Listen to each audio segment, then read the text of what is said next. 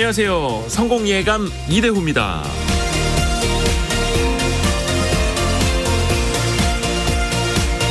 옆에 있는 동료와 함께, 회사 리더와 구성원이 함께 한마음 한뜻으로 비전을 그리고 그걸 함께 달성해 가는 것, 사실 엄청 어려운 일이죠. 지금의 개인화된 사회에서는 더더욱 드라마나 만화 속에서나 볼 법한 이야기입니다. 그럼에도 더 높은 목표를 달성하려면 동료가 필요하고 리더와 구성원이 뭉쳐야 합니다. 좋은 동기를 부여해야 할 필요도 있죠. 티베트 속담에는 이런 말이 있다고 하네요. 만약 내 꿈을 당신에게 말한다면 당신은 잊을 것이고, 내가 꿈을 행동에 옮긴다면 당신은 기억하게 될 것이다. 하지만 우리가 함께 한다면 그것은 당신의 꿈이 될 것이다. 손자병법에도 비슷한 말이 나옵니다. 상하 동욕자 승. 윗사람과 아랫사람이 같은 목표를 바라보았을 때 비로소 승리할 수 있다는 거죠. 집단주의, 관계주의를 넘어서 점점 개인화되어가는 시대. Z세대, 잘파 세대와 함께 일해야 하는 시대에서 모두가 어떻게 함께하고 어떻게 같은 목표를 바라볼 것인지 더더욱 깊은 고찰이 필요해 보입니다. 성공예감 이대호입니다. 시작합니다.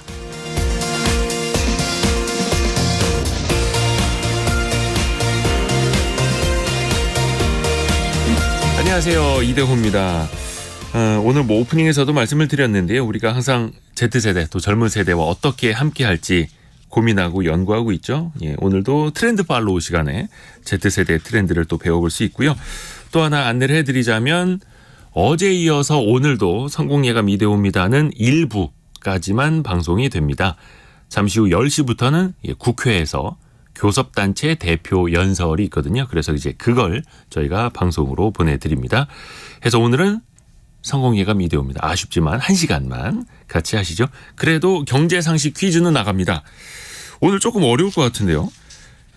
영어 약자를 한글로 3글자로 표현하는 말인데요. 일단 지난달 고용률이 1월 기준으로는 역대 최고치를 기록했는데, 다만 고령층 노동자가 늘고 있다라는 점에서 이게 또 마냥 또 기쁜 소식만은 아니더라고요.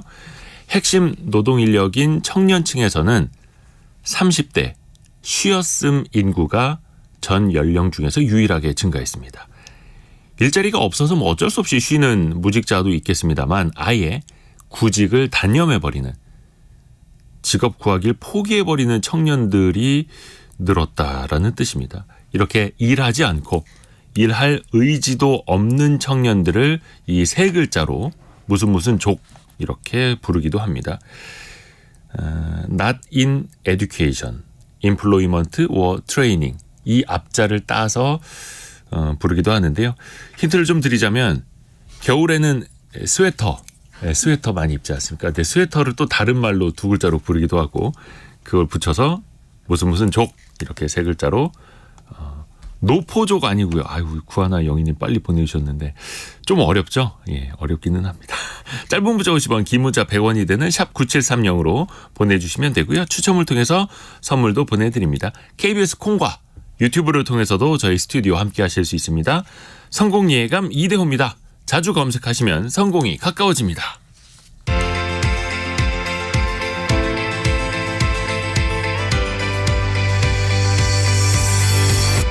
KBS 1라디오 성공예감 이대호입니다. 신창근님 캥거루족 아니고요.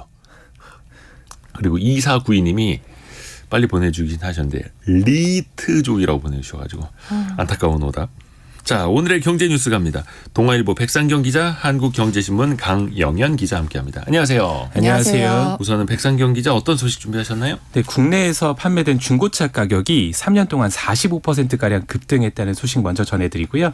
다음은 청년층을 대상으로 연간 최대 4.5% 금리를 적용하는 청약통장이 오늘 출시된다는 이야기입니다. 잠시 후에 자세히 들어보고요. 강영현 기자는요? 네, 지난해 4분기에 가계부채가 8조 원이 늘어서 사상 최대를 기록했다는 소식입니다. 두 번째로는 삼성전자가 이번 주주총회에서 이재용 회장의 등기이사 선임 안건을 또 포함하지 않기로 했는데 어떤 상황인지 전해드리겠습니다. 자, 백상경 기자에게 갑니다.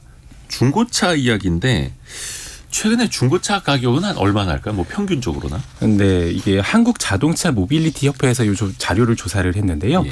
국내에서 판매된 중고차들의 평균 취득 가격이 작년 기준으로 해서 1,483만 원을 기록했다고 합니다. 1,483만 원. 이거는 거의 한- 평균적으로. 네, 평균적으로. 그래서 거의 평균적으로 중고차 한 대 살려면 이제 1,500만 원 정도 줘야 된다라는 의미고요. 이게 지난 2020년에는 한 1,110만 원 정도였어요. 그러니까 거의 한 슬금슬금 가격이 계속 뛰더니 한 400만 원 가까이 지금 오른 상태인데요. 특히 지금 월별 가격으로 딱 비교를 해보면 작년 12월 기준으로 했을 때 중고차 값이 사상 처음으로 1,600만 원 평균 가격을 돌파를 했습니다. 네. 그래서 이게 굉장히 가격이 고공행진을 하고 있고요. 그래서 결국 이 이유가 뭘까라고 생각을 해보면 신차값이 급격하게 치솟은 게 좀 우선적인 원인으로 꼽힙니다. 그러니까 승용차 신차의 이 취득 가격 평균 금액이 작년 기준으로 거의 5천만 원에 육박을 했는데요. 거의 한 전년도에 비해서 2.4% 정도 증가한 액수고요. 이게 한 2020년만 해도 신차를 취득했을 때 이 가격 평균이 한 4천만 원을 밑돌았거든요. 3,900 얼마였어요. 근데 이게 3년 만에 거의 1,000만 원 가까이 오른 겁니다. 그래서 올해는 거의 5천만 원을 확정적으로 돌파할 것으로 보이고요. 그러면 근데 일단 이 뉴스가 중고차 뭐 시세가 오르고 있다 이런 거는 아니네요. 그렇죠? 그러니까 팔린 중고차들의 평균 가격을 따져봤을 때 올랐다라는 얘기고 네. 신차 가격 역시도 신차를 실제로 취득했을 때 이게 평균 가격을 따져보니까 이게 얼마였냐라는 얘기거든요. 그러면 그 바탕에는 역시나 신차 가격부터 많이 높았다. 특히 요즘에 신차들도 많이 또 고급화되고 있으니까요. 그렇죠. 그래서 결국은 이런 가격 변화를 좀 두 가지 측면으로 해석을 해야 될 텐데요. 하나는 이제 주요 차량들의 출고 가격이 올라갔다. 그렇죠. 그러니까 신차 가격부터 살펴보면 그렇습니다. 그러니까 뭐 전 세계적으로 원자재 값도 오르고 부품 값도 오르고 물가도 올라갔잖아요. 그러면서 자연스럽게 지금 출고 가격들이 다 올라가고 있고요. 또 다른 한 축은 SUV, 뭐 고급 모델 이런 것들의 선호도가 지금 높아지고 있다라는 거예요. 그래서 소비자들이 좀 더 좋은 차량을 선택을 하고 있다. 이 두 가지 측면을 봐야 될 것 같습니다. 물론 이게 소비자들이 이제 차값이 오르면 당연히 돈을 더 내는 건 맞는데 소비자들도 이 차값이 올랐다고 해서 급을 낮추거나 아니면은 일정 수준 이하로 뭐 옵션을 빼거나 이런 것들은 아니라는 거예요. 네. 그래서 실제로 보면 지난해 이제 자동차의 총 취득 금액이 78조 5천억 원을 기록을 했는데 이게 전년도 대비해서 한 6.6% 정도 증가를 했습니다. 이게 중고차 가격이 앞서 말씀드린 것처럼 뛰는 것도 이 같은 맥락입니다. 선호하는 이 중고차의 수준이 좀 높아지고 공급되는 중고차의 수준도 함께 올라가고 있다. 이렇게 좀 해석을 할 수 있을 것 같습니다. 특히나 이 중고차가 요새 그 K 중고차라고 들어보셨는지 모르겠는데요. 중고차의 해외 수출이 굉장히 활발한 상태거든요. 네. 그래서 이제 이게 가격대가 좀 낮고 오래된 연식의 차량 같은 것들은 해외로 우선적으로 좀 소진이 되고 있는 상황입니다. 예전에 비해서 이제 오래된 차는 그 소비자들이 잘 타지 않는다라는 얘기죠. 네. 그래서 실제로 보면 한 중고차 수출 업체가 뭐 지난해 수출한 뭐 중고차가 63만 8천여 대였다고 하는데 이게 이 업체가 그 전년도에 수출했던 게 한 40만 대 정도 됐거든요. 거의 한 1.5배 정도 뛴 수치고요. 그래서 이제 이런 것들이 결국은 우선적으로 오래된 차들이 빠지고 있다. 그리고 우리 소비자들은 좀 더 낮은 연식에 좀 신차에 가까운 컨디션의 중고차를 사고 있다. 이렇게 해석을 할 수 있겠습니다. 일각에서는 또 현대 기아차 같은 완성차 업체가 지금 인증 중고차 시장에 뛰어들면서 중고차 시장의 좀 가격 상승을 좀 유발하고 있다. 이런 해석도 내놓고 있는데요. 뭐 사실 지금 수입차 브랜드들도 그렇고 이제 완성차 업체들이 인증 중고차 같은 제도를 좀 적극적으로 활용을 하고 있거든요. 그래서 전반적으로 좀 영향은 있었을 것으로 보입니다. 전반적으로 우리나라는 이제 소득 수준 올라가면서 중고차 값도 이제 올라간다. 높은 수준으로 올라가고 네. 있는 거고 네. 한 300만 원, 500만 원 정도 하는 중고차들은 또 해외로 개발도상국으로 많이 네. 또 수출이 되고 있더라고요. 네. 그리고 항상 연초되면은 전기차 보조금 얼마냐 이게 네. 얼마에 또 확정돼 이맘때쯤 나오잖아요. 네. 환경부가 구체적인 걸 공개를 했네요. 네, 저번에 한번 이 관련해가지고 뭐 구체적인 기준들 같은 것들은 대략적으로 제가 한번 설명을 드린 적이 있는데요. 기준부터 나왔었고. 네, 이게 지침이 구체적으로 확정이 좀 됐습니다. 그래서 지난번에 말씀드릴 때 중국산 리튬 인산철, 그러니까 LFP 배터리, 요걸 탑재한 차량은 이제 전기차는 보조금이 좀 많이 깎일 거다 이런 말씀을 드렸어요. 근데 실제로 LFP 배터리를 탑재한 테슬라 모델 Y 이 후륜구동 모델 같은 경우에 보조금이 3분의 1 수준으로 깎이는 걸로 나타났습니다. 작년에는 이 국비 보조금이 514만 원 정도가 됐는데 올해는 195만 원으로 확 줄었습니다. 이게 또 이제 여기에 매칭해서 지자체 보조금도 함께 지급이 될 텐데 이 지자체 보조금도 국비 보조금에 비례해서 지급이 되기 때문에 다른 조건들이 같으면 이제 증감폭도 비슷하거든요. 그래서 아마 지자체 보조금도 3분의 1 정도 깎일 것으로 수준이 3분의 1 수준으로 좀 깎일 것으로 예상이 됩니다. 이게 테슬라가 왜 이렇게 됐냐라고 좀 살펴보면 제조사가 직접 운영하는 서비스 센터를 뭐 8개 권역당 1개씩 배치해야 뭐 보조금을 깎지 않는다라는 조건이 이번에 나왔었는데 네. 이것도 못 맞췄고요. 그리고 차량 가격 할인폭에 비해서 뭐 최대 100만 원까지 별도 보조금을 주겠다라고 했었는데 이 대상에도 포함이 안 된 걸로 전해졌습니다. 환경부가 이 테슬라가 모델 Y 가격을 좀 인하를 하긴 했는데 인하한 게 사실 단순하게 보조금 100% 지급 기준에 맞추려고 한 거다라고 해석을 해서 별도의 보조금을 주지 않기로 한 걸로 좀 알려지고 있습니다. 그 밖에 또 살펴보면 KG 모빌리티의 토레스 차량, 이 토레스 차량 같은 경우는 배터리 재활용 가치가 반영이 되면서 이 재활용 가치가 좀 떨어지는 배터리를 쓰면 많이 좀 보조금을 깎겠다라고 했었는데 이것 때문에 유탄을 맞아가지고 지금 한 30%가량 보조금이 깎였다고 하고요. 뭐 또 한편으로 이제 올해 가장 많이 보조금을 받는 차는 뭐 작년하고 같이 현대차 아이오닉 6로 나타났습니다. 690만 원 가량을 받을 수가 있는데요. 이것도 작년에는 760만 원을 줬었는데 한 70만 원 정도 깎인 겁니다. 뭐 테슬라를 비롯해서 보조금을 조금밖에 못 받는 그런 자동차 메이커들은 가격을 낮추든지 서비스 센터를 더 증설을 하든지 이제 할인을 선택을 하든지. 하겠죠. 근데 네. 그런 거 없이도 만약에 잘 팔린다. 그럼 또 이제 그 자세를 유지할 수도 있는 거고요. 네. 한번 좀 지켜봐야겠습니다. 강영현 기자에게 갑니다. 가계부채는 늘 사상 최대입니다. 발표될 때마다. 이번에도 그러네요. 네, 쉽게 줄지 않는 것 같습니다. 한국은행에 따르면 지난해 12월 말 기준으로 가계 신용 잔액이 1,886조 원을 기록했습니다. 지난 3분기보다 8조 원이 늘어난 건데요. 여기서 이 가계 신용이라는 거는 가계가 은행, 보험사 그리고 대부업체 등에서 받은 대출에 결제 전에 카드 사용 금액 이것까지 더한 포괄적인 가계부채를 뜻합니다. 그래서 가계 신용 중에서 카드 사용 금액을 제외하고 이제 가계 대출만 보게 되면은 4분기 말 기준으로 잔액이 1,768조 원, 그러니까 3분기 말보다 6조 5천억 원이 늘었는데요. 이 가계대출이 주택담보대출이 15조 이상 늘어난 영향으로 풀이가 됩니다. 그래서 서울 입주 물량이 4분기에 몰렸는데 그렇기 때문에 이때에 주택담보대출을 받은 사람들이 많았다는 거죠. 다만 지난해 전체로 따졌을 때는 연간 가계대출 증가폭이 18조 원인데 이게 2022년에 7조 원이 줄어들었던 때를 제외하면은 통계 작성 이래로 가장 작았다고 합니다. 그러니까 전반적으로 주택거래 부진 등의 영향으로 그 가계대출 증가폭은 크지 않았던 것으로 나타났습니다. 신용대출을 포함한 기타 대출 잔액은 704조 원인데 이것도 약 9조 원 정도 줄어든 겁니다. 그래서 그 9분기 연속으로 감소세를 유지했는데 할부금융 그리고 신용카드 사용액을 합친 가계 판매 신용 잔액은 1조 5천억 원 증가했습니다. 이건 아무래도 연말이다 보니까 계절적 요인으로 신용카드 사용이 늘었기 때문으로 분석이 되고 있습니다. 가계 신용 포함해서 가계부채가 뭐 작년 초쯤에는 좀 줄었던 적도 있었는데 그건 이제 분기별이고 네. 하지만 다시 또 증가세고 그래도 다만 위안이 되는 건 그 증가 폭이 과거처럼 또 엄청나게 높은 건 또 아니고요. 일단 관리 가능한 수준 안에 있어야겠죠. 그리고 또 이제 빚을 내다 보면 어쩔 수 없이 이 금융권도 안 되고 사 금융권에게 돈을 좀 빌리시는 분들 생기는데 여기가 참 불법이 만연해 있지 않습니까? 네. 그 조사 결과가 나왔다고요? 어저께 국세청이 발표를 했는데 불법 사금융 1차 조사 결과 브리핑을 했습니다. 그래서 지난해 11월부터 해서 국세청이 163건의 불법 사금융에 대해서 이제 전국 동시 조사를 했는데 이를 통해서 431억 원을 추징 징수했다고 합니다. 또 이 중에서 10건 같은 경우에는 형사처벌로 이루어질 수 있도록 지금 범칙 조사를 진행 중이라고 하고요.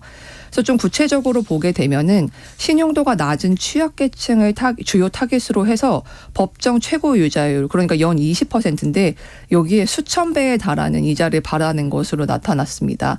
뭐 예를 들어서 신용불량자 등 취약계층을 상대로 해서 연 9,000% 고금리로 이자를 뜯어냈던 불법 사금융업자가 드러났는데 은닉한 이자 소득이 세무조사를 통해서 드러났음에도 불구하고 주소지를 위장하는 등의 수법을 통해서 세금도 내지 않았던 것으로 나타났습니다. 그래서 당국이 실거주지를 수색을 했고 그래서 수억 원 상당의 외제 차량을 비롯해서 뭐 고가 가방, 신발 이런 것들을 찾아냈고 모두 압류했습니다.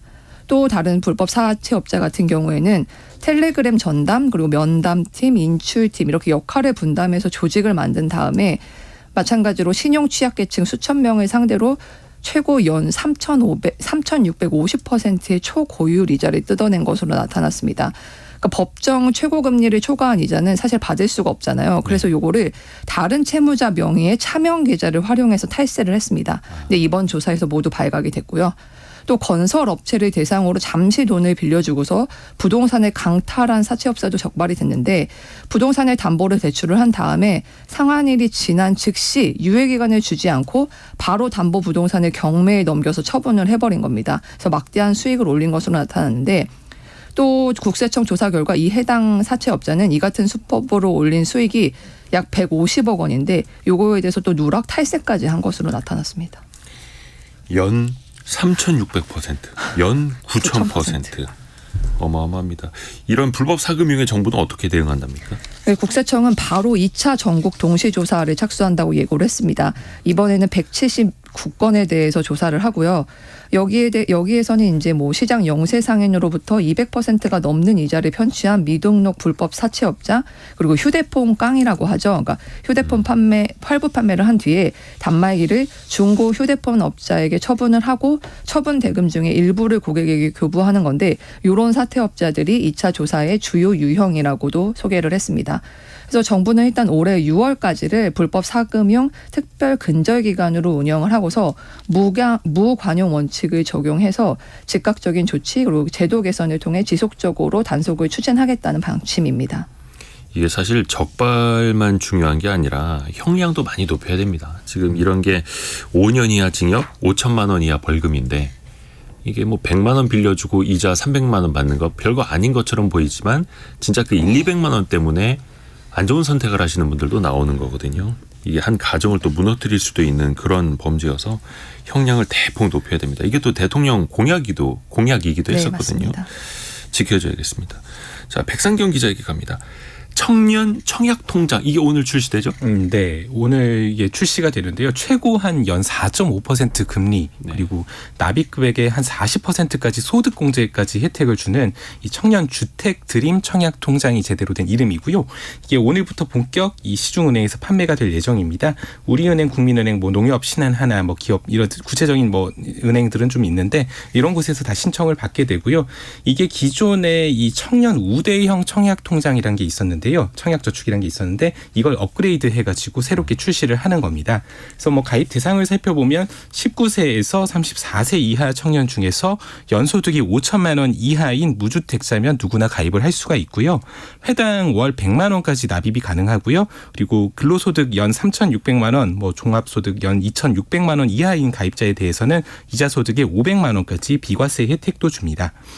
기존에 말씀드린 것처럼 이 기존의 청년 우대형 청약 저축을 가입했던 분들은 별도의 신청 없이 자동으로 청년주택 드림 청약 통장으로 전환이 되고요.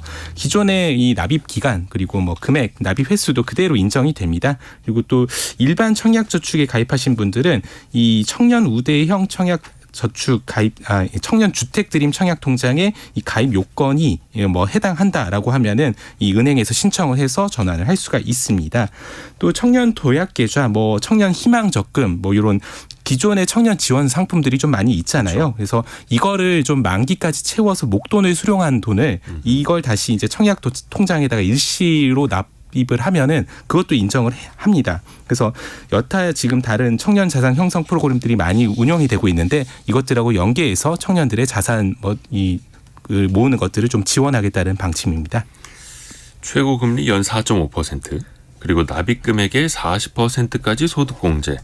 이자 소득은 최대 500만 원까지 비과세 혜택. 네. 일단 좋습니다. 이 조건에 해당하는 청년들은 한 번쯤 관심을 가져볼 것 같은데. 근데 일단 목표는 주택 청약이잖아요. 네, 청약 청약이라는 통장이니까. 이름이 달려 있으니까요. 청약 관련된 네. 혜택은 뭐가 있습니까? 네, 이게 그냥 지금 주어지는 혜택만 해도 거의 시중은행에서 들어가는 것들보다 한 2배 정도 좋은 효과들이 있거든요. 근데 청약 관련해서 또 혜택이 추가로 주어집니다.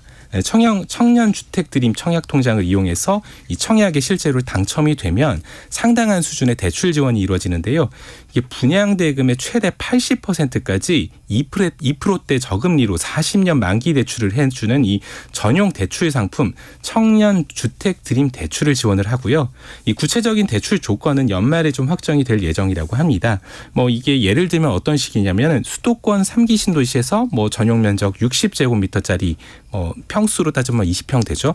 이런 주택을 분양을 받는다라고 가정을 하면 분양가가 3억 4천만 원 선 정도 되는데 이러면 이제 원리금 상환 40년 만기를 기준으로 해서 월 한 90만 원 정도를 부담을 하면서 80% 대출을 받을 수 있다라는 거예요.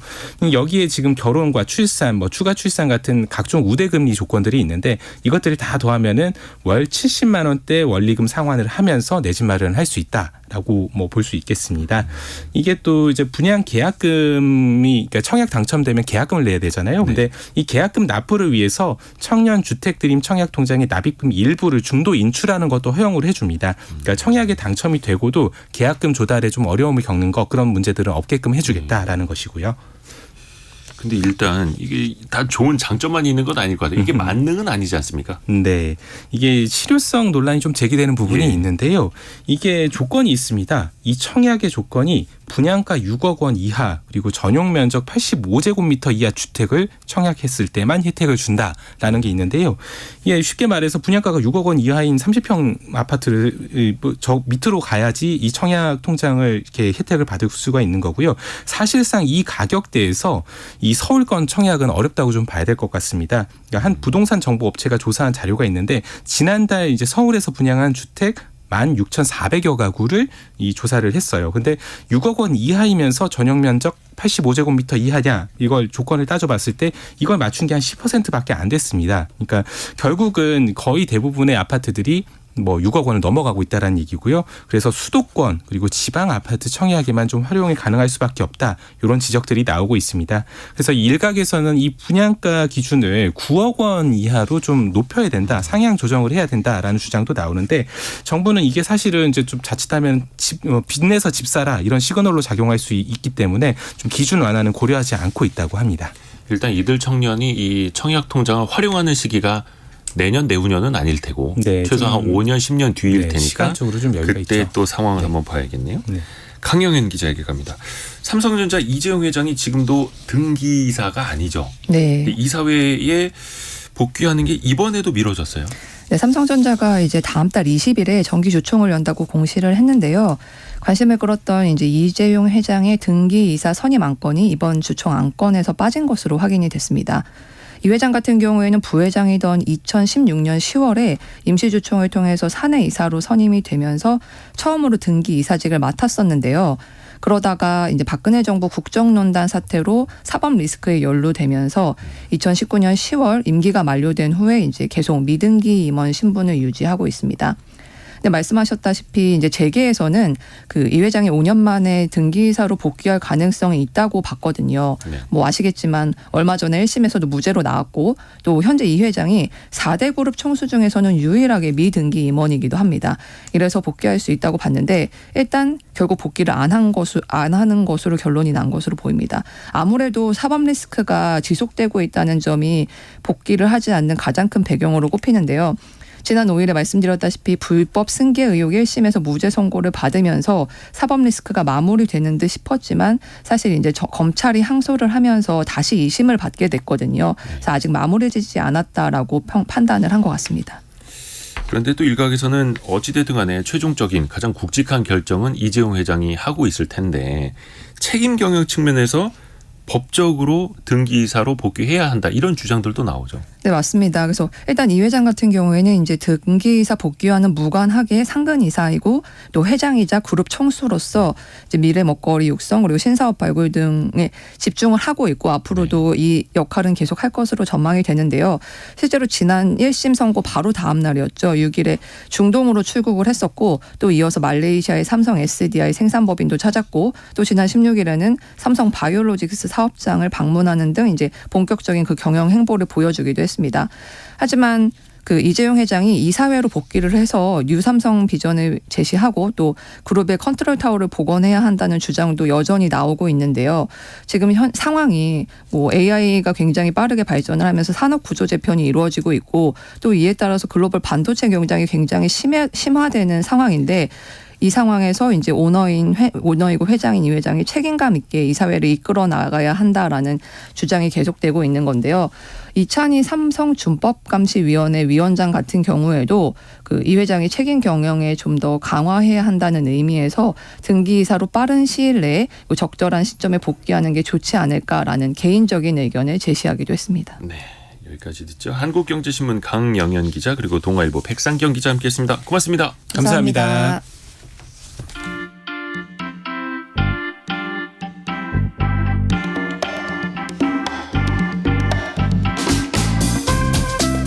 지금 여러분께서는 KBS 일라디오 성공예감 이대호입니다를 듣고 계십니다.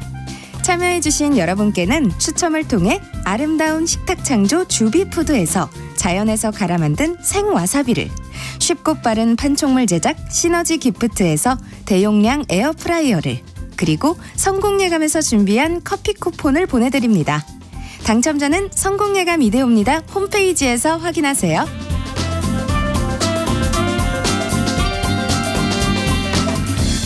경제상식 퀴즈 한 번 더 내드리고 두 번째 코너로 가겠습니다. 30대 가운데 이런 사람들이 늘고 있다라는 건데요. 원하는 일자리를 못 찾아서일 수도 있는데 아예 구직을 포기해버리는 겁니다. 교육을 받는 것도 싫고 일자리를 찾는 것도 싫고 나는 그냥 쉴래요. 쉬고 싶습니다. 라고 답을 한다라는 건데요. 집값도 오르고 물가도 오르고 대기업과 중소기업 사이에 임금 격차도 커지고 그 사이에서 포기하는 거죠. 문제는 이들의 소득이 없다 보니까 나라 경제적으로도 전반적인 소비 능력도 부족해지고 또 잠재 성장률도 떨어뜨릴 수 있다라는 건데요. 일하지 않는 청년층, 교육도 받지 않고 그냥 쉬고 싶다라는 청년층을 무슨 족이라고 할까요? 힌트는 스웨터 아니고 그걸 이제 두 글자로 표현을 하는데 오답도 많이 올라왔습니다. 김성우님은 나비족, 김준호님 제비족. 옛날 분들. 강영지님이 아까 오프닝 때 제가 힌트 드린 거 멘트 듣다가 웃었더니 주변에서 쳐다보네요 라고 하면서 정답을 맞춰주셨습니다. 경제방송 들으면서 웃음 터뜨리기는 쉽지 않은데 네. 재밌어야 됩니다. 9818님이 대학교 4학년인데 취업을 못한 선배들을 보면 조금 걱정이 됩니다라고. 또 본인도 이제 4학년이셔서 또 더 걱정이 되실 것 같습니다.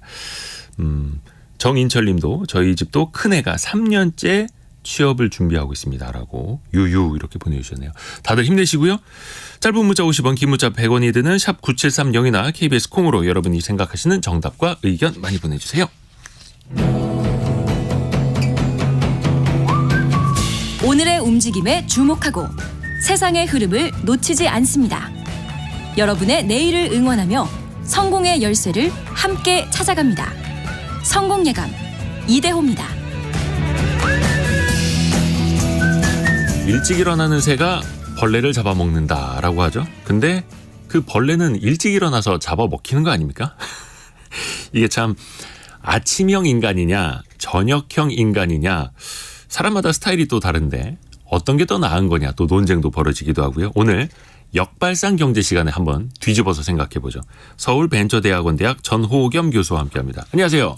예, 안녕하세요. 역발상 경제 전호겸입니다. 교수님은 아침형 인간이세요? 아니면 저녁형? 저는 저녁형 인간입니다. 오늘 아이템을 그래서 잡으신 거예요? 아주 개인적인 사적인 감정으로 잡았고요. 네.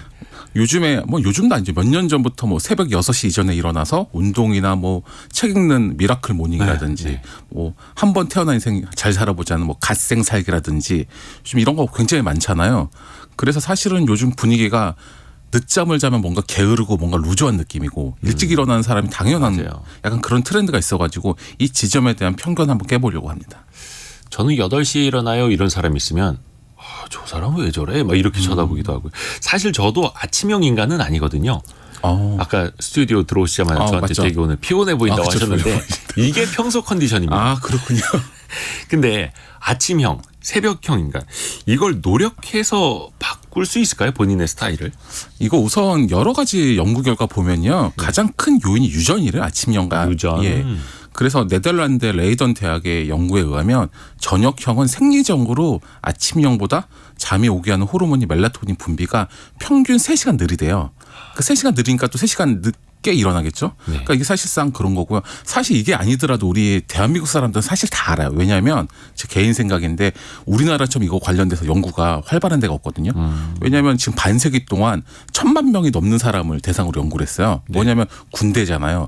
우리 군대 가면은 똑같은 시간에 깨우죠. 다들 새벽 기상 하는데 네. 딱 제대하고 와서 보면 일주일이면 원상복귀거든요. 이게 유전이라면은 만약에 이게 고쳐지는 거라면 2년 넘게 했으니까 그분들이 일주일 만에 풀어질 리가 없잖아요. 그래서 저는 이것만 보더라도 이건 유전이다 이렇게 봅니다. 그러면 이걸 경제적으로 놓고 보면 아침형 인간이랑 저녁형 인간이랑 누가 더 돈을 많이 벌고 누가 더 성공을 했을까요? 이거 관련돼 가지고 자료가 또 있더라고요. 신기하게. 네. 그 일본 경제 잡지 프레지던트가 2013년에 독자 500명을 대상으로 이걸 또 조사를 했더라고요. 뭐 표본이 많지는 않습니다. 일단 예. 네, 그래서 참고만. 예, 맞습니다. 재미로 들으시면 되고요. 네. 제가 당시 평균 엔화 기준을 원화로 계산해 가지고 말씀드리는 건데요. 그때 당시 보니까 조사 결과 연수입이 증가함에 따라 아침형 인간의 비율이 상승했다고 해요. 그러니까 연수입이 약 4,500만 원 미만에서는 아침형 인간이 30%밖에 안 됐는데요. 연수입이 약 1억 정도로 올라가면 그때부터 아침형 인간이 50% 정도 차지를 했고요. 그리고 연수입이 더 많은 1억 5천만 원 이상에서는 60% 이상으로 확대되었다고 하더라고요. 그러니까 즉 이 연구 결과로는 연봉이 많은 사람일수록 아침형 인간이 더 많다는 결론을 내릴 수가 있죠. 그리고 연봉이 많으니까 자산도 당연히 많겠죠. 자산도 비교한 게 있는데 저축 금액을. 저축 금액 같은 경우에는 약 1,000만 원 미만이라고 답한 사람은 아침형 인간이 20%밖에 안 됐는데요. 그리고 저녁형 인간은 50%였거든요. 그러니까 2.5배 정도 더 많았죠. 저녁형 인간이니까 약간 더 자산이 적은 거였죠. 그리고 저축을 5억 5천만 원 이상으로 늘려봤더니 아침형 인간이 40%, 저녁형 인간보다 2배나 많았다고 합니다. 그러니까 이 조사상으로 보면 이제 아침형 인간이 저녁형 인간보다 평균적으로 연봉도 높고 경제적으로. 자산도 많다는 이제 결론이 나오긴 하는데요. 이 조사가 지금 500명밖에 안 되기 때문에 뭐 그냥 재미 정도로 보시면 될 것 그리고 같습니다. 또 뒤집어서 생각해 보면은 그렇게 살았으니까 아침부터 일찍 부지런하게 살았으니까 조금 더 나은 삶을 살 수도 있겠다라는 생각도 드는 거고요. 맞습니다. 어떤 뭐 본인의 체질과는 다르게 또 사회적인 틀이 좀 그렇지 않습니까? 아침형이. 맞습니다. 경제적인 거 말고 건강상으로는 어떨까요? 건강도 이거는 연구가 굉장히 큰 연구했었더라고요. 네. 미국 노스턴 웨스턴 대학과 영국 서리 대학이 공동 연구팀이 성인 43만 명을 대상으로 심지어 6년 6개월 정도 추적 조사를 했대요. 43만여 명. 예, 이건 표본이 되게 많아요. 이거는 상당히 신뢰성이 있는 거죠. 네. 그리고 또 기간도 거의 7년에 가까운 기간을 추적 조사를 했기 때문에요. 봤더니 저녁형 인간의 사망률이 아침형 인간에 비해서 10%가량 더 높다. 저녁형 인간의 사망률이 10%가량 높다. 그러니까 이것도 좀 가슴이 아팠는데요. 그 저녁형 인간은 아침형보다 심리장애 위험은 약 2배나 높고요. 당뇨병 발생률은 30%나 더 높고요. 이 밖에도 뭐 신경장애는 25%, 위장장애는 23%, 호흡기 장애는 뭐 22% 등등등등등 더 많다고. 그래서 이거를 조사하면서 저는 개인적으로 너무 슬프다. 나는 건강한데 막 이런 생각했는데 연구팀은 뭐라고 얘기했냐면요. 네. 이게 그 저녁형 인간과 아침형 인간의 문제가 아니라 우리의 생태 시계가 다르기 때문에 저녁형 인간은 늦게 자고 늦게 일어나잖아요. 네. 근데 우리 일반적으로 아침 일찍 시간을 그 회사 출근하거나 일을 공부를 하니까 외부 환경에 일치하지 않아서 이 사람들이 수면 부족에 실리기 시달리기 때문에 이런 결과가 나온 것이다. 이렇게 말을 했습니다. 늦게 자는 사람일수록 오히려 더. 그렇죠. 그래서 일반적으로 저녁형 인간이 조금 건강상으로는 좀 안 좋았더라. 그렇죠. 수면 때문에. 예. 김석현 님이 아침형 인간 하고 싶어서 하는 분 있나요? 먹고 살려고 하는 거죠. 맞습니다. 아, 정말 뼈에 와닿습니다. 뼈에 와닿습니다. 그럼 반대로 일단 뭐 아침에 일찍 일어나서 뭐 하는 게 유리하다라는 건 알겠는데 저녁형 인간이 더 유리한 건 뭐 없을까요? 그것도 맞습니다. 예를 들어 영국 런던 전경대에서 미국의 청소년 2745명 이것도 굉장히 사람이 많아서 네. 신뢰성이 있는데요. 수면 패턴과 IQ의 연관성을 비교했더니 그 결과 늦게 자고 늦게 일어나는 집단의 IQ가 훨씬 더 높았다고 합니다. 늦게 자고 늦게 일어나는 저녁형 인간이. 아이들이요? 예. 그래서 연구팀 이론은 이겁니다. 그러니까 인간은 원래 낮에 생활을 하고 밤에는 독창적인 일을 하면서 진화했기 때문에 똑똑한 사람일수록 더 늦게까지 깨어 있도록 발전하고 진화했다고 분석했고요. 그리고 스페인 마드리드 대학에서 청소년 887명을 대상으로 한 연구에서도 저녁형 인간이 창의력이 더 높고 기납 추리력이나 문제 해결 능력이 훨씬 우수하다고 발표했죠. 이제 기납 추리 능력은 이제 개별 사실에 대해서 보편적 법칙을 추려내는 능력으로 혁신적인 사고나 고소득 직업군과 연관성이 높다고 합니다. 그래서 뭐 실제로 약간 저녁형 인간 중에는 뭐 예술가나 뭐 프로그래머나 뭐 작가 뭐 이런 분들이 많다고 하죠. 물론 이건 이제 잠을 충분히 잔다라는 그렇죠. 전제가 있을 겁니다. 맞습니다. 그러면 저녁형 인간이면은 학업 성적이나 그 결과물도 더 나을까요? 어떨까요? 아까 이것도 약간 좀 제가 봤을 때 아쉬웠는데 네. IQ도 높고 사람도 더 훌륭하게 진화됐다고 하는데 또 학업 성적은 아침형이 더 좋아요. 근데 이거는 제가 봤을 때 약간 우리 사회 부조리인데요. 이것도 네. 왜냐하면 네덜란드 레이던 대학 연구에 따르면 저녁형과 아침형은 수면 패턴이 반대이기 때문이래요. 왜냐하면 아침형은 초저녁에 깊은 잠을 자고 새벽에 갈수록 얕은 잠을 자면서 아침에 이제 정신이 밝아지고 저녁형은 반대잖아요. 네. 근데 보통 우리가 이제 시험을 보는 시간이 보통은 아침부터 오후잖아요. 그렇죠. 그 시간은 아침형 인간이 머리가 반짝반짝일 때거든요.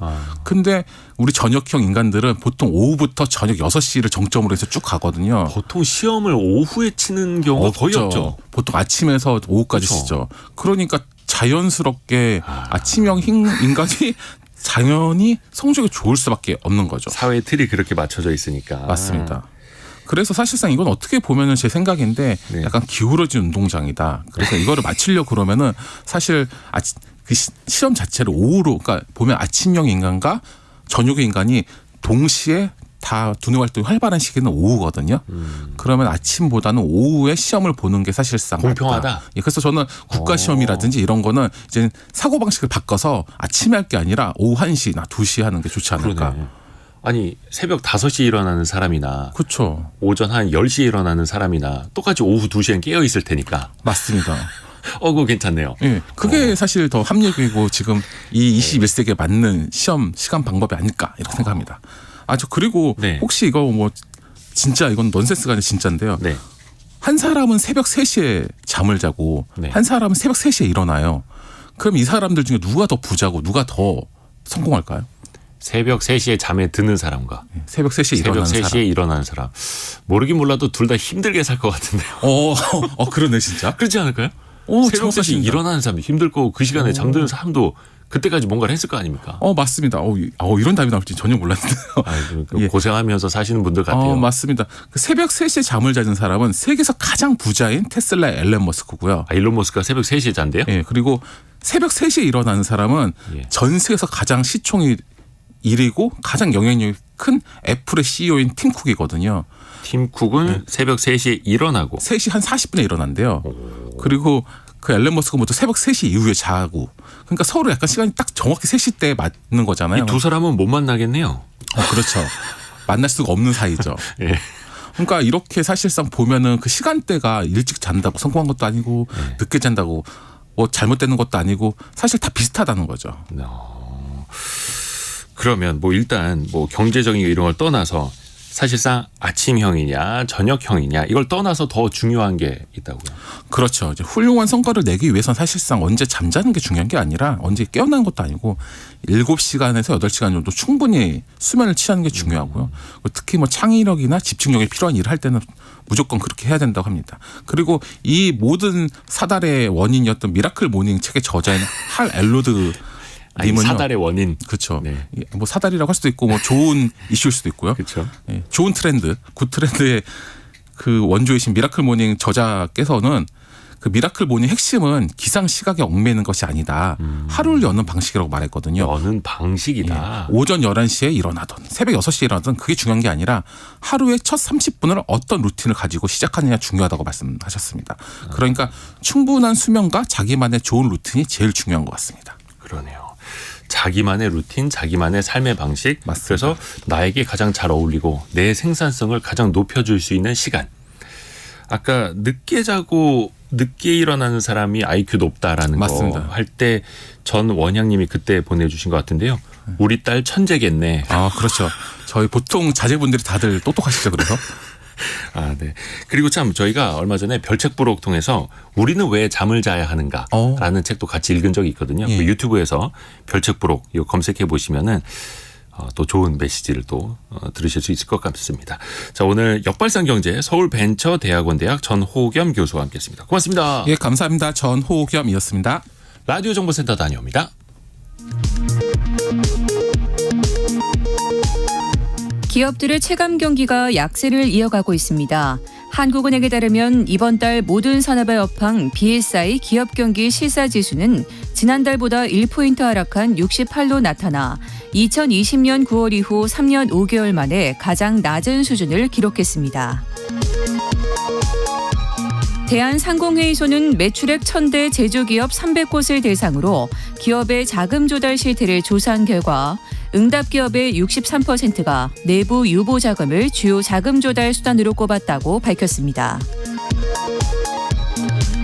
국토교통부는 테슬라 코리아와 기아 현대차, 포드 세이즈 서비스 코리아 등에서 제작하거나 수입 판매한 19개 차종 5만 4천여 대에서 제작 결함이 발견돼 리콜 조치한다고 밝혔습니다. 일론 머스크 테슬라 최고 경영자가 설립한 우주기업 스페이스 X가 지난 2021년 미국 정부와 18억 달러, 우리 돈 2조 4천억 원 규모의 기밀 계약을 체결했다고 월스트리트 저널이 보도했습니다. 지금까지 라디오 정보센터 뉴스 정한나였습니다. 지금 또 KBS 콩 채팅창에서 우리 딸도 새벽 3시에 자는데 우리 아이들도 늦게 자는데 이 얘기하고 계시는데 며칠 전에 저희가 경제상식 퀴즈로 숏폼 이거를 내드린 적이 있었는데 짧은 영상을 말하는 거죠. 이 짧은 영상에 많은 사람들이 이제 중독이 되고 있습니다. 그래서 젊은 세대들이 야 요즘 Z세대들 말이야 책도 안 읽고 핸드폰만 쳐다보고 짧은 영상만 보고 이런 이야기들을 많이 하는데 또 의외로 Z세대 사이에서 글을 읽고 글을 쓰는 게 또 유행이라고 하네요. 이거 한번 살펴보죠. 대학내일 20대 연구소 정은우 센터장과 함께합니다. 안녕하세요. 안녕하세요. 왠지 젊은 세대 하면은 글보다 영상 이렇게 생각을 하게 되는데요. 이것도 편견일 수 있겠네요. 그 인터넷이나 스마트폰 그 SNS가 아주 어린 시절부터 있었던 친구들을 우리는 디지털 네이티브라고 이제 불러왔는데요. 태어나자마자 스마트폰이 있는. 그렇죠. 네. 근데 이들은 이제 활자 매체보다는 영상을 무조건 선호할 것이다라는 이야기를 사실 많이 해왔습니다. 저희가 습관적으로. 근데 이것도 약간 어느 정도는 편견인 것 같습니다. 이게 비단 한국만의 이야기가 아니고요. 영국에서는 최근 지난해 종이책 판매량이 역대 최고를 기록했는데 그 중심에 Z세대가 있다라고 하는 거를 가디언이 보도하기도 했었고요. 그리고 일본에서는 다시 젊은 세대들 중심으로 만년필 판매량이 증가하고 있다라고 하는 보도가 또 있기도 했었습니다. 그래서 한국도 그러면 예외냐? 예외가 아닌데요. 한국 Z세대는 활자 콘텐츠뿐만 아니라 이게 글로 일일이 기록하는 것에서 굉장히 좀 진심인 것으로 나타났었습니다. 저희 대학내일 20대 연구소가 한미 중 3개국 Z세대들한테 정신건강을 위해서 실천 중인 루틴이 뭐냐라고 이제 저희가 설문을 진행을 했었는데요. 기록이 가장 중요하다라고 답한 친구들은 한국이 18% 정도로 가장 높았고요. 미국과 중국은 11% 정도로 상대적으로 낮게 나타났었습니다. 뭐 만년필 같은 거 참 Z세대들한테는 신기할 수도 있겠어요. 그렇습니다. 한 번쯤은 이제 갖고 싶은 물건이잖아요. 네. 그러면 글을 이제 기록을 한다라는 거, 글을 쓴다라는 것, Z세대한테는 특히 어떤 매력으로 다가올까요? 이 청취자분들이 혹시 추구미라는 말을 좀 들어보셨는지 모르겠는데요. 그것도 뭐 약자죠. 네, 내가 추구하는 모습을 뜻하는 신조어입니다. 추구? 추구미. 미. 예를 들면 내 추구미는 이대호 편집장이야. 뭐라거나 오. 내 추구미는 뭐 방탄소년단의 RM이야. 뭐 이런 식으로 이제 이야기를 하는 식인 롤 거죠. 모델 같은 롤 거 모델, 이런 거요? 레퍼런스 뭐 그런 식인 거죠. 네. 네. 근데 이제 기록을 하는 사람이 굉장히 멋있다라고 생각하는 경향이 좀 늘고 있습니다. 대표적인 게 이제 배우 한소희 씨인데요. 인스타나 유튜브에서 하지 않는 이야기를 본인 블로그에 소소한 어떤 줄글 형태로 좀 쓰고 있습니다. 그래서 이걸 굉장히 Z세대들이 멋지다고 생각하고 있는데 최근에는 유튜브나 인스타그램처럼 영상이나 비주얼 중심의 어떤 인플루언서보다 블로그처럼 활자형 매체의 인플루언서들이 좀 뜨고 있고요. 본인 생각을 글로 좀 잘 정리하는 사람을 멋있는 사람, 따라하고 싶은 사람이라고 여기는 경향이 많이 있습니다. 그래서 더불어 어떤 자기의 글과 기록에 내 모습이 담긴다라는 자기 선명성에 대한 욕망도 여기에 조금 한몫하고 있는 것 같습니다. 아, 저도 방금 이제 한소희 씨 블로그 검색해봤는데 네. 보통 연예인들이 무슨 SNS, 무슨 막 예쁜 사진만 찍어서 맞아요. 올리는 거나 네. 영상 이런 거 많이들 추구를 하는데 네, 글을 쓰는 연예인의 모습, 오, 멋있네요. 그렇습니다. 저도 하나 만년필 사야겠는데. 이런 트렌드는 언제부터 좀 많이 떠오른 걸까요? 이게 코로나 기점으로 해서 우리 사회의 루틴을 좀 지키자라고 하는 표현이 좀 자연스럽게 자리 잡았는데요. 이게 한국뿐만 아니라 글로벌적으로 Z세대 트렌드의 루틴이 좀 나타나기도 했었습니다. 근데 여기에 기록이 필수적인 루틴 요소로 자리 잡은 것은 한 포털 회사의 블로그 챌린지의 유행부터 저희는 보고 있습니다. 네이버 주간일기라는 이름으로 챌린지를 시작을 하면서 매주 일정 횟수 이상 블로그에 이제 일기를 올리게 하는 한 이벤트였는데 이 이벤트가 성실하게 사는 삶을 의미하는 어떤 MZ, 그 갓생을 추구하는 MZ들에게 큰 주목을 받기 시작한 것이죠. 그래서 이 이벤트로 무려 한 해 동안 200만 개의 블로그가 생성이 됐다라고 합니다. 지금 현재 전체 블로그는 한 3,200만 개 정도 되고요. 그리고 이때 당시에 포털이 발표한 자료에 따르면 젊은 사용자가 한 76% 정도 된다라고 할 정도로 이 기록이 Z세대에게 일상으로 자리 잡게 한 게 요 시점 정도로 저희는 생각을 하고 있습니다. 그러니까 이게 참 언제적 블로그야라고 했는데 그렇습니다. 최근에 또 다시 또 블로그가 그쵸. 뜨고 있고 네네. 이게 그만큼 영상이 지쳤다라는 그런 걸 수도 뜻도 있습니다. 네, 될 반증일 것 수도 같아요. 있습니다. 그러면 젊은 세대들은 주로 어떤 내용을 기록하는 거예요?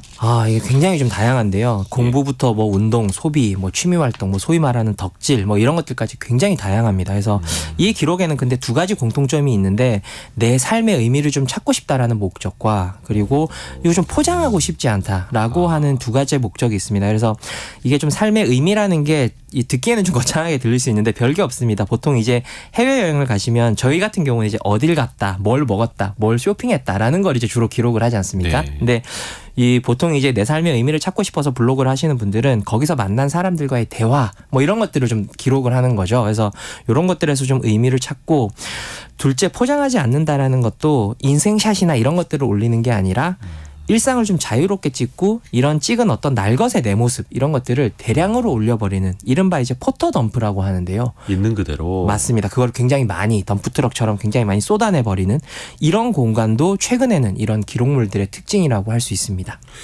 포장하지 않고 네. 있는 그대로 내 맞습니다. 삶의 의미를 맞습니다. 여기에다 가꾸고 기록하는 공간. 오, 멋있습니다. 네. 또 글 쓰는 것뿐만 아니라 책을 읽는 젊은 세대도 늘고 있다고요? 그렇습니다. 그 놀랍게도 대한민국 성인 전체 독서율 중에 20대 청년들의 독서율이 가장 높게 나타났습니다. 이 문체부가 발표한 21년 국민 독서 실태 조사에 따르면요. 성인 연간 종합 독서율이 한 47% 정도 기록했는데 이 중에서 20대는 78%로 모든 연령층과 비교해도 가장 높은 독서율을 보이기도 했었습니다. 사실 여기에는 전자책이나 태블릿 PC 같은 어떤 그런 것들이 보급된 어떤 그런 측면들도 큰 목을 차지하긴 했는데 네. 그래서 이 성인 전자책 독서율은 이 종이책 독서율은 조금 감소했다라는 거는 좀 주목은 하셔야 될 것 같고요. 대신에 전자책으로. 맞습니다. 그리고 약간 학교에서 좀 읽으라고 해서 읽는 그런 것도 것도 있겠네요. 있긴 있죠. 네. 근데 이제 다만 10대들의 경우에는 유튜브를 보는 것도 독서라고 생각하는 경우가 좀 있었습니다. 그래서 유튜브도 독서다. 네, 그래서 지식을 접하기만 하면 그러니까 인식의 지평만 넓어지면 독서 아니냐라고 답해서 저희가 이제 일반적으로 생각하는 독서와는 조금 이 세대는 이격을 보이는 사람도 있었다라는 것도 참고하시면 좋을 것 같습니다. 요건 이제 10대들의 생각. 그렇습니다. 네. 네, 10대들의 생각이니까 이게 에휴, 애들 생각이지 뭐라고 치부할 게 아니라 이게 그렇죠. 또 미래 세대들의 생각이다라고 또 우리가 생각할 필요가 있어 보이네요. 맞습니다. 그러면 젊은 세대, Z세대가 주로 어떤 책을 읽을까요, 요즘엔? 페르난도 페소아의 불안의 서라는 교양서가 있는데요. 어려운 혹시- 책 같은데요. 네, 들어보셨는지 모르겠는데 10여 년 전에 출판된 책이고요. 네. 무려 800페이지가 넘는 굉장히 두꺼운 책입니다. 근데 이 책이 최근에 도서관에서 대여율 1위를 기록했습니다. 그래요? 이게 또 배우 한소희 씨가 이 책이 굉장히 좋았다라고 추천을 했기 때문인데 이처럼 이제 한국도 아까 영국처럼 셀럽의 영향이 굉장히 많이 늘어나고 있습니다. 네. 독서에 있어서 아이돌 에스파의 멤버인 카리나 씨가 비행기에서 읽어서 유명해진 천개의 파랑이라는 책이라든지 그리고 배우 하석진 씨가 방송에 나와서 소개했던 쇼펜하우어에 관련된 책들도 그 예라고 볼 수 있습니다. 근데 이게 단순히 셀럽이 읽었다고 해서 유명해진 건 아니고요. 쇼펜하우어나 앞서 설명드렸던 페소아 같은 경우는 지금 MZ가 느끼는 어떤 삶의 불안 이런 것들과도 굉장히 맞닿아 있는 측면들이 많이 있습니다. 그래서 페소아 같은 경우에는 불안이나 혼란을 느끼는 이런 MZ들한테 힌트가 되어주는 책인데 저희가 만난 한 대학생 친구는 그 연예인으로 살아도 참 불안하긴 마찬가지구나. 한소희도 저런 책을 읽고 답을 얻는구나라고 하는 생각에서 좀 위로를 얻기도 했다라고 하는 이야기를 하기도 했고요. 쇼펜하우어 같은 경우는 MZ 상담가라는 별명을 좀 얻고 있는데 이 철학자는 이제 자기답게 살아라라는 걸 책에서 굉장히 많이 강조를 하거든요. 그래서 이런 것들이 MZ세대에게 인기를 좀 끌고 있는 것으로 파악이 되고 있습니다. 그렇다 하더라고요. 갑자기 이제 쇼펜하우어가 다시 요즘 소환되고 맞습니다. 있습니다. 네. 이게 또 기업들은 네. 젊은 세대들이 책을 읽는다고? 우리도 뭐 팔자. 이 마케팅 측면으로 접근할 것 같은데 또. 네. 그 3년 전에 오픈한 한 북카페가 최근에 다시 주목을 좀 받고 있는데요. 네. 이게 이곳에는 이제 핸드폰을 잠금 장치에 넣어두고 못 쓰게 하는 암묵적인 룰이 있습니다. 그래서 핸드폰을 반납하고 책을 읽는 곳인데 여기가 또 꽤 인기가 좋습니다. 여기는 또 참고로 메뉴로 값을 치르는 게 아니라 시간 단위로 돈을 지불하는 곳인데요. 소위 말하는 이제 PC방처럼. 이제 그만큼 시간이 중요하니까 소중히 쓰라라고 하는 메시지도 전달을 할 수 있고 그리고 이 경험 공간에 기꺼이 지갑을 여는 MZ 트렌드와도 좀 부합하는 그런 북카페라고 볼 수 있을 것 같습니다. 또 독서가 앞서 설명하셨던 것처럼 힙한 취미로 조금 인식이 되면서 관련 굿즈도 뜨고 있는데 바로 이 책이랑 소지품을 한 번에 넣을 수 있는 산책 가방이라는 게 좀 뜨고 있습니다. 이게 이제 한 출판사랑 패션 잡화 브랜드가 콜라보해서 만든 제품인데 책을 그냥 단순하게 넣어서 다니는 게 아니라 이 가방을 펼치기만 하면 책 커버가 되는 형태의 제품입니다. 그래서 산책 갈 때 편해서 이제 산책 갈 때 편해서 이제 이 산책 가방이라고 부르는데 이미 이 브랜드의 포털 검색량이 2월 기준으로 25,000건에 달하고 있고요. 그 외에도 좀 기록이 뜨면서 뭐 기록용 문진 같은 도구들도 인기를 끌고 있습니다. 대학내일 20대 연구소 정은호 센터장 함께했습니다. 고맙습니다. 고맙습니다. 감사합니다. 저희 경제상식 퀴즈 정답은 니트족이었습니다. 이보미님이 저는 얼큰이라서 니트를 입고 벗기가 불편해서 안 입어요라고 크크크크크 보내주셨는데 제가 따로 코멘트는 하지 않겠습니다. 그리고 니트족 정답 맞춰주신 분들은 저희가 또 개별로 문자 메시지로 또 통보를 해드릴게요. 감사합니다. 성공예감 이대호입니다. 여기서 마무리하고요. 잠시 후 10시부터는 국회 교섭단체 대표 연설 방송이 있습니다. 해서 저희는 여기서 마무리를 하죠. 내일 아침 9시 5분에 다시 뵙겠습니다. 성공예감은 오늘도 여러분을 응원합니다.